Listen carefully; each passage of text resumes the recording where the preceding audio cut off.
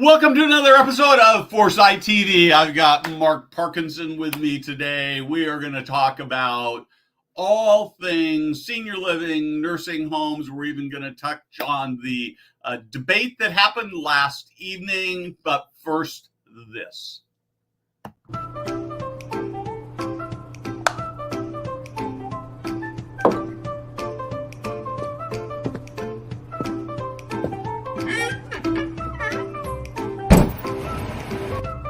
Hey guys, Steve Moran here.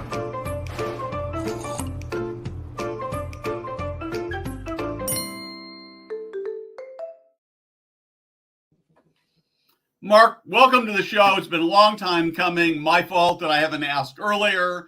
I am so honored and excited to have you here. Let's actually start with you talking about really two things: who you are. I assume most people watching are going to know who you are already, but just in case somebody just stumbled onto the show and doesn't know what this is. And I'd love to have you just talk a little bit about your passion for the industry. Sure. So I am the CEO of the American Healthcare Association and the National Center for Assisted Living. We are one of about 6,000 trade associations in Washington, D.C. There are a lot of us out here.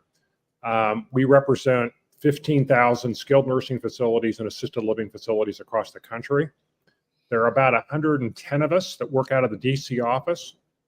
We're a federation, which means that we have a miniature version of us in every state capital, which is a blast. I get to run around the country and help people in all the states. And our job is to create a reimbursement regulatory environment so that folks that want to do a great job of taking care of people have the opportunity to do that. I think my passion for this stems from my background, which is that my wife and I, what we did for our careers was that we built and owned and operated first assisted living facilities and then skilled nursing homes. We did that in Kansas. And we didn't just own them, we worked in them. So for 10 years, I was on the floor in our buildings, working with our teams, our staff, and our residents. And we fell in love with it. We learned how incredible it can be. We also learned how scary and hard it can be. But when it's done well, it is a beautiful thing to do for folks, is just to take care of them in a dignified way during their final years. So it's been fantastic. I've been out here for 14 years, and it's been a great 14 years. So how did you make the transition from being a nursing home owner to head of AHCA and GAL? Well, I don't think they would have hired me, except I was also in politics. And My political background is that Kansas is a small enough state that you can be in the legislature while you still have a career. And so I was in the state house, the state senate, and in fact, that's how I learned about assisted living. We built our first assisted living facility, and I thought that I was retiring from politics. I decided not to run again for the state senate because we were working 80 hours a week, 7 days a week. And then, interesting things happened. In 2006, Brookdale came along. We were building a different kind of nursing home. They were very interested in it. So they bought our business. That allowed me to get back into politics. And by a very odd set of circumstances, I became lieutenant governor, and then I became governor. And that finished all in 2010.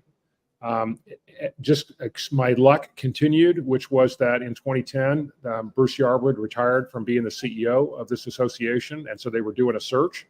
And the search firm says, hey, we think there's a governor that's actually owned nursing homes and assisted living, and we ought to go talk with him.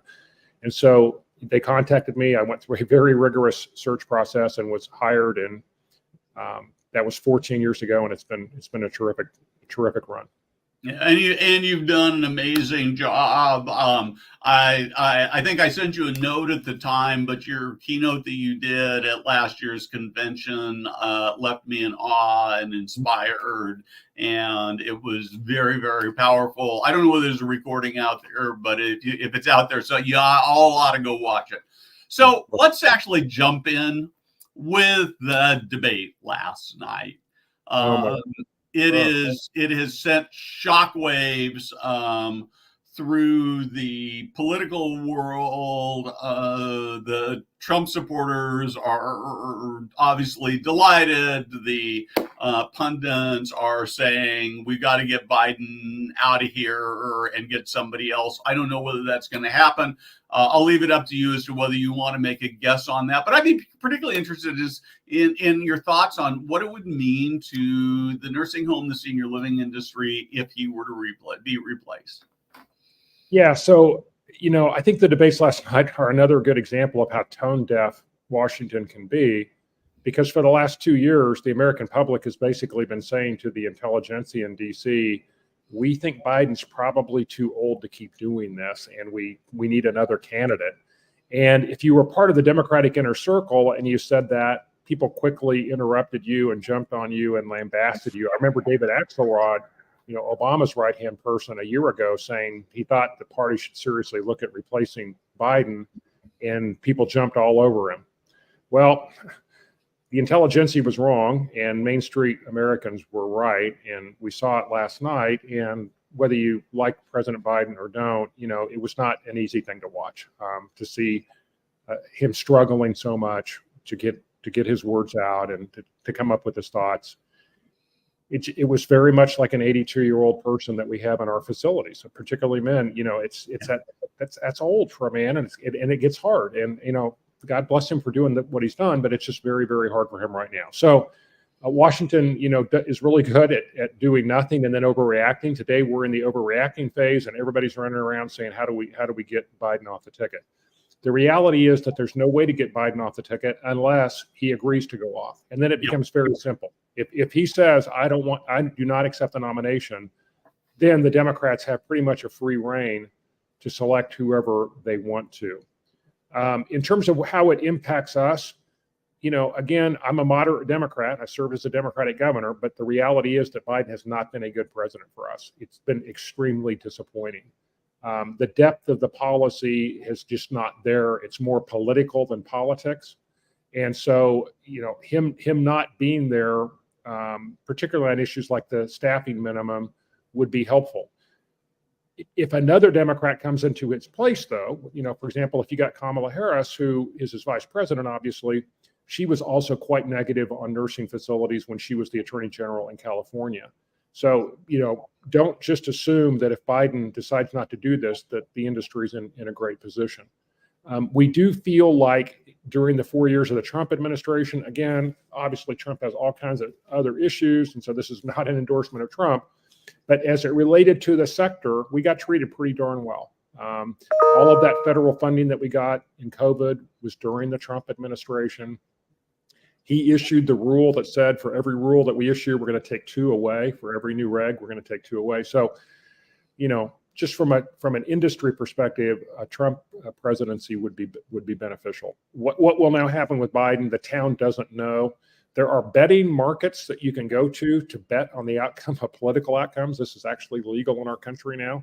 So I was looking at the betting sites this morning because oftentimes they give you kind of an indication. Yeah. The betting sites are saying that they think there's about a 65% chance that Biden will stay at the top of the ticket. There's about a 35% chance that he'll step aside. But the city doesn't know right now. The Democrats are lucky. The convention is not until August 15th or so. It's very late this year. Yeah. But they still have, 6-ish or so weeks to try to figure this out. Yeah. I think the biggest challenge that I see for the Democrats is it's hard to understand who might replace him. We are just dying for somebody who is more moderate, right? I mean, part of Biden's appeal was that he was sort of a connector and middle of the road, and he just hasn't led that way. And so when I look at Kamala, Gavin Newsom, or I guess Gretchen Whitmer, her names have been suggested. They don't seem like they'd likely do better. To me, Michelle Obama, who's indicated pretty clearly she doesn't want to do it, would be a pretty formidable force if she were to step in. Any thoughts? No, I was just on a call where people were talking about the possibility of Michelle Obama. And I think she's probably the one that could step in and maybe actually pull it off and win. Yeah. And she said before that she doesn't want to run, but if she ever did want to run, this would be the time to do it, because she will have forgone the normal 2-year campaign. She gets nominated in the middle of August. She's literally got a 10-week campaign. I have no indication that she's interested in doing it, but I agree with you. Kamala and Gavin Newsom would probably not be any better for us. Gretchen Whitmer has been, I think, pretty reasonable on a number of issues, and right. with our Michigan members, they've been able to work with her. So, we'll see what happens. The probable outcome is that Biden continues at the top of the ticket, but there's certainly scenarios where it could be otherwise. I would say I think the party would have a very, very hard time not nominating Kamala. I mean, she's been the vice president. A core constituency of the Democratic Party is African-American women. I don't know how you reject a vice president. It would be tumultuous and probably wouldn't work if they did. Yeah, it's a very, very difficult situation. I, for a long time, believed that we wouldn't actually end up with either Biden or Trump. Trump seems a bigger certainty right now, but I'm still sort of holding on to when it comes to November, it won't be either one of them. The odds, your prognostication may be correct, and the odds of it went way, way up last night. Yeah. So one other big thing happened today, and I think we ought to talk about that, and that's the Supreme Court decision on the Chevron case. You're much better versed on it than I am. I saw a post on LinkedIn about it 10 minutes before we came on air. So I'm going to sort of let you talk about it and what it means to the industry. Yeah, this is really a big deal. And we'll find out over the next 10 years or so how big of a deal it is. But 40 years ago, the Supreme Court issued a decision in Chevron that basically gave regulatory agencies a lot of authority to issue rules and regs, even when Congress had not given them the authority to do so. The conservative bar, the conservative justices have wanted to reverse this case for a long time. The right set of facts really hadn't come up. The right alignment of judges hadn't come up until last year. And so a case came up last year that emanated out of Rhode Island, where the government had exercised a tremendous amount of power, not through Congress, but through an agency. And so the argument was heard in January to reverse Chevron. And the thought was that the court would do it. And lo and behold, today, on a 6-2 vote, one of the justices had to recuse themselves. On a 6-2 vote, Chevron was reversed. It's very, very big news. It basically means that for a regulatory agency to issue a reg now, it's going to have the specific authority from Congress to do it. So I'll give you an example of where it might have a major impact. Our minimum staffing rule is a perfect example. In our minimum staffing rule, there is no statute that says CMS has the authority to determine the amount of nursing hours per patient day that a nursing home must reach. In fact, there's a statute that specifically says that the amount of hours is 8 hours of RN time per day. Before the Chevron reversal, an agency could argue with a straight face that, well, we have this broad regulatory authority, and even though Congress has said it's 8 hours, we can make it 24. After the Chevron case is reversed, they're going to have a really hard time making that argument. So I think it improves our chance of reversing the staffing mandate with our court case. But it also will have enormous implications to future regulations. CMS is going to have to have specific authority to issue regs related to us. And there might even be some things that have happened in the past that we go back and look at. One thing that I will tell you that I think the folks will find interesting is that the attorney that argued the case to reverse Chevron is the former Solicitor General, Paul Clement, the person who's argued more fake cases in front of the United States Supreme Court than anybody on the planet now, considered one of the best litigators in the country. He is our lawyer in our staffing case. So we went to Paul a year and a half ago and said, hey, the Biden administration says they're going to do this. We don't see how they possibly have the authority to do it. He agreed with us even before Chevron was reversed. So now with the reversal of Chevron, I've always felt comfortable with our lawsuit, and this makes me feel even more comfortable. I noticed today, for example, that the 3 publicly traded nursing home company stocks are all up pretty significantly today. I don't know if it's because of the Chevron reversal or not, but this helps the sector. So do you think it's possible that CMS will preemptively come back and um, modify or scrap what they've done? I would hope so. You know, with all prior administrations, we've been able to work with specific efforts to improve quality in nursing homes. We've had a thing called the Quality Initiative where we've embraced 2 or 3 clinical measures and we've worked with CMS to improve them. We haven't been able to do that with this administration. Now, part of it's been because of the pandemic, but the other part's been because they have spent the last couple of years just working on a staffing rule that I never thought would be implemented. And because they've spent the last 2 years working on it, we've had to spend the last 2 years working on it. So I actually issued a statement today that said just that. It said, now that the Chevron case has been reversed, let's pull this rule and let's spend the rest of the time that you have working on improving quality. Let's pick some quality measures out there that need to be improved and develop joint programs to make them better. I don't believe they will accept my advice. I think that they will keep the rule going and we'll have to get our court decision, which will occur probably later this year or early next year.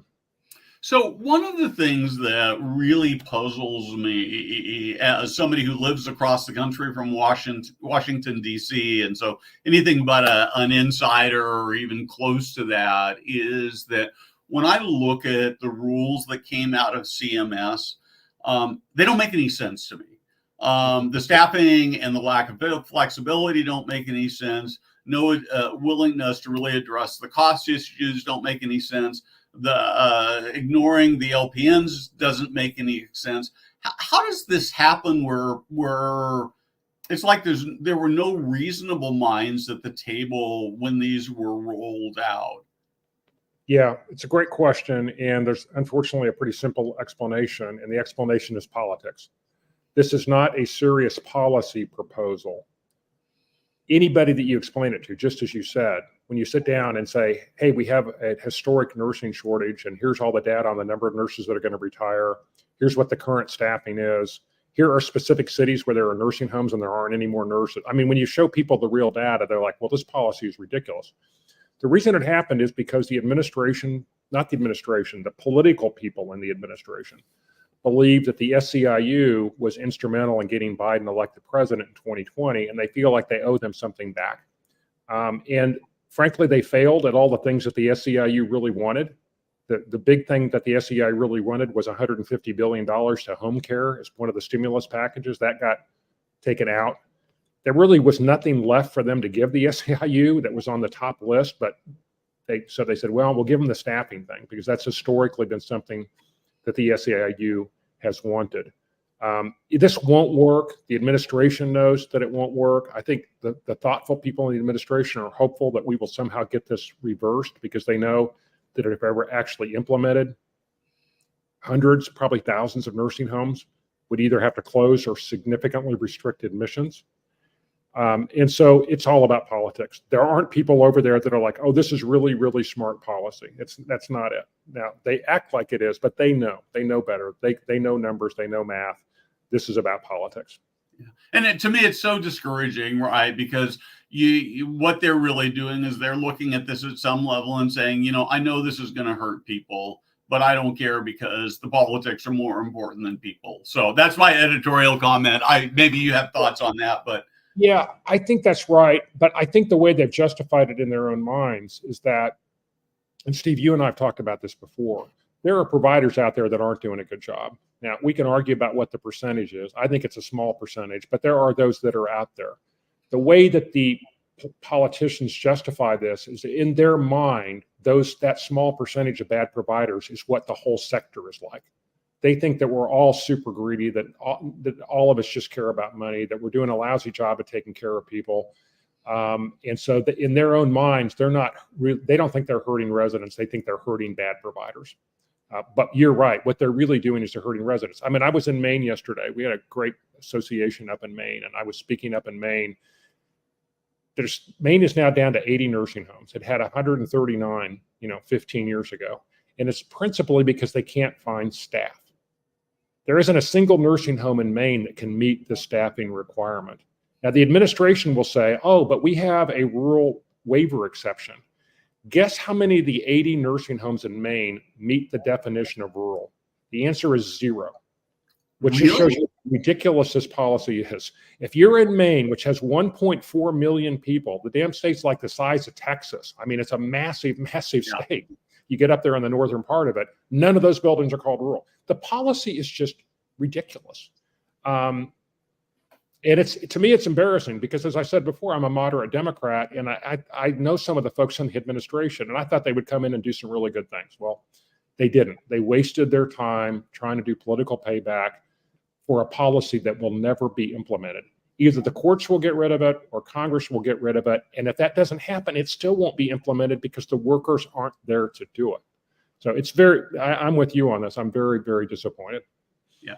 One of the things that you bring up that I wish we could figure out a better way to do is that across the country, and this is true in assisted living, independent living, and nursing homes, people's lives are being almost miraculously transformed for the good. Yep. And we seem to just not be very good at collecting those stories and disseminating those stories. Sometimes it's because of the media, but I'm afraid that often it's because we're just not actually collecting those stories and telling those stories. Now, I remember when I was first started Foresight way back when AHCA did some test TV ads that, as I understand it, really moved the needle in the marketplace, and it's expensive. And so we need to figure out better ways to tell those stories. Do you have any thoughts or any hope that we can turn that around? No, you're right. I mean, what's happening in our buildings, many of the buildings, it's incredible and inspiring. And there are companies that have really, really figured out how to provide great care. And many of them are doing quite well financially too. So there's a lot of really exciting things that are occurring in the space right now. The problem is, and I'm not blasting the media here, but all of these beautiful things that are happening in buildings, those really aren't newsworthy.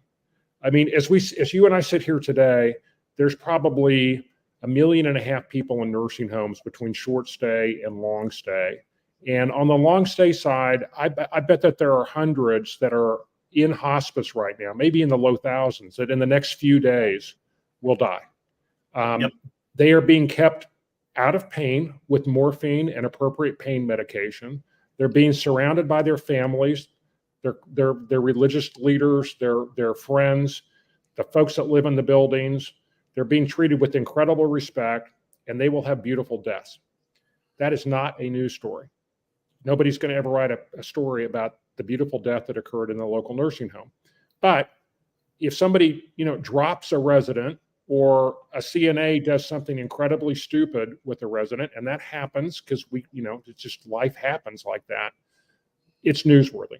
And then the public and the politicians have a tendency to extrapolate that particular incident to the whole sector. So it's really frustrating. You're right.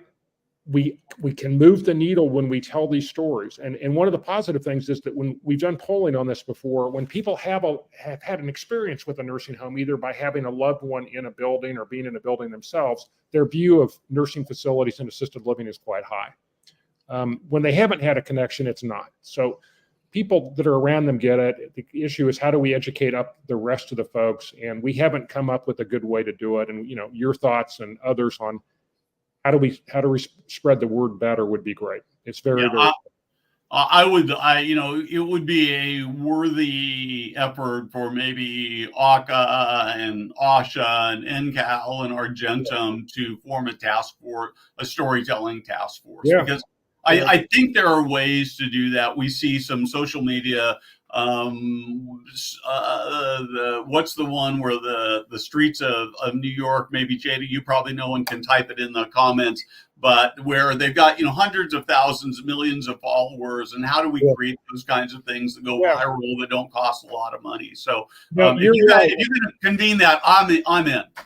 Yeah, you're right. And we should probably revisit that issue, because when we did the ad campaign 12 years ago, we didn't have digital advertising. We couldn't do micro-targeting. Everything cost millions of dollars, and we just couldn't keep the effort going. But now that advertising and marketing has become more efficient. That's a great suggestion. We should look at it again. Yeah. So let's, I want to spend some time. So I want to set the stage a little. In my early part of doing foresight, I felt like Humans of New York. Thank you, Jada. When I in my sort of my early days of writing about the industry, I was a lot more critical of AHCA, very specifically, honestly, because I felt like they didn't do enough to sort of work on the bad actors. And I agree, the number's not small, but they are out there and they make the whole industry look bad. As I've gotten a little older and wiser and spent more time thinking about it, I've realized a couple things. First off, that pounding on people is a terrible way to get them to change. And secondly, as an association, you represent everybody. Mm-hmm. And that ultimately the way the needle gets changed is by really focusing on improving quality, celebrating the people who are improving quality. And I'd like to spend a few minutes just talking about your efforts and what you're doing and what you see in the future. Sure. So we're a mission-driven organization, and our mission at AHCA InCal is to improve lives by delivering solutions for quality care. It's not just a slogan. It's not just a check the box exercise. It's what we do. It's the context that we make our decisions in. So consistent with that, one of the biggest parts of AHCA InCal, if not the biggest, I'd have to look at an org chart, is our quality and regulatory department, which is a group of incredibly bright people.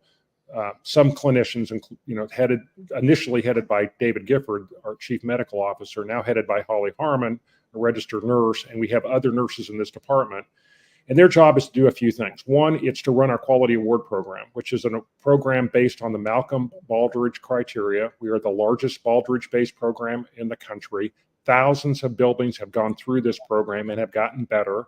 This is not, again, just a check the box thing. These buildings really do hard work. They get better. The data proves that they get better. The second thing that they do is this group provides guidance to our members to help them along their quality journey. And then the third thing that we do is that we attempt to develop regulatory and legislative policies that encourage quality improvement. So for example, one year we were going to get cut up on the Hill, and we said, instead of just cutting us, let's create an incentive that buildings that have low rehospitalization rates get an increase. And if you have a high rehospitalization rate, then you get cut. Similarly, we now have states across the country that are adding quality metrics to their Medicaid systems, all in an attempt to improve reimbursement, but also to improve quality. So we view as part of our responsibility, not just getting money to members, that's important. We view as part of our responsibility a continuous improvement in the quality measures, and it's working. If you look at the QMs that CMS measures, on the vast majority of them, we've had a good improvement over the last 10 or 15 years. And I think that as long as we continue our focus on quality, that will continue. Focusing on quality is not just to do it because it's the right thing to do. It is the right thing to do. There's no reason to be in this business if you're not, improving people's lives. It's also good business. I mean, when you talk to folks that have been highly successful, they will constantly tell you our number one priority is either our residents or our employees. Some of them, shift but for all of these really great companies, their focus is on their residents and employees. And then they say the money will take care of itself after that. The folks that just focus on money, ironically, they usually don't make it. They have bad quality, bad stories, bad outcomes, CMPs, all that horrible stuff, and they typically don't make it. So our board, God bless them, our members have said, let's keep our mission to quality. And as long as we can keep getting better, the sector will do fine. If we give up on quality, if bad care becomes the norm, we will lose, and we deserve to lose. And I think there's a strong feeling among our leadership that's the case. So that's part of what's made the last 14 years so much fun, is that we're not just battling away for money. We're also battling away for quality. Yeah. Well, one of the things that drives me crazy in the media, and it sounds like it does you as well, is this narrative that I hear over and over again, that you can either have quality or you can make money, but you can't do both. And it's just a lie. The truth of the matter is the best way to make money is to provide high quality care. There's simply no question about it. Absolutely. I mean, if you talk with, and I know you do on your broadcast, but if you talk to the most successful companies financially, they will always lead with their discussion about their focus on their residents and their employees. Yep. I mean, Trilogy has no agency. In over 25 years of business, they've only had agency for 2 months. There was 2 months during the pandemic where they needed agency. Just think about that. 25 years of no agency, and they're crushing it financially. At Ensign, they tell you that their number one priority is their employees. Employees are number one, is one of their main values. The same is true with PACS, with NHC, with Vetter. All these companies that are doing great understand that it's all about providing great care. Great. 2 more questions for you. We're really coming right up on time. The first question is, I want to come back to, we talked a little bit before we went on the air about specifically about what's happening in Ohio with the incentive. I'd like to maybe just have you go a little bit deeper on that. Yeah. So Ohio is an example of a state that's developed a really impressive set of quality measures that result in additional reimbursement. So the main one is that they passed a bill a couple of years ago that says that if you are in the top 75% of providers on various quality measures, you get 40 to 50 extra dollars per day on your Medicaid rate. That's a massive, massive increase. Just last week, Ohio did another really interesting thing, which is Ohio said, if you'll take a double room and convert it to a single room, we'll give you another $30 a day in your Medicaid rate. So that's the way you do it. Like you said before, you don't do it by punishing people and throwing CMPs on them and getting them into a financial position where they can't operate and they can't give folks raises and hire people. You do it with positive incentives. And if you look at the Ohio numbers, since they passed this legislation to reward quality, their quality numbers have gone up dramatically. And I'm hoping that this kind of thing will become a model across the country. Yeah, I love that. So my last question for you is this. I want you to pick up your crystal ball for a minute, take a look at it, and tell me what you see in that crystal ball for particularly the nursing home industry over the next 5-10 years. Yeah, I think the sector is in as good a position as it's been in my 30 plus years in it. And I say that because the demographics are remarkable. Next year, the oldest of the baby boomers will turn 80. Average age in our buildings is 82 or 83. There are 8 million people that are 80 to 85 right now. 5 years from now, there'll be 10.5 million. 10 years after that, there'll be 13.5 million. At the same time, there are virtually no new nursing homes being built. Only 5 have opened in 2024. Wow. So from a census perspective, we're going to be in great shape. From a quality perspective, as payment models continue to evolve to reward quality, as providers become more intelligent on linking incentives to DONs, to administrators, to other folks in the buildings, to quality outcomes, I think this has the potential to be incredible. On top of that, there are various business opportunities that providers have never had before that they now have. I'm particularly bullish on population health management, the opportunity for providers to be involved in ISNPs, to be involved in ACOs, et cetera. I see a lot of really good things happening. Terrific. Thank you very much. You have, I tell a story about going to my grandfather's funeral and there being 1,000 people there because he made an impact on people's lives. You are one of those people that has made just a huge, huge impact and on the lives of countless people. And I have great admiration for that. Hang on for just a second. And with that, we are done.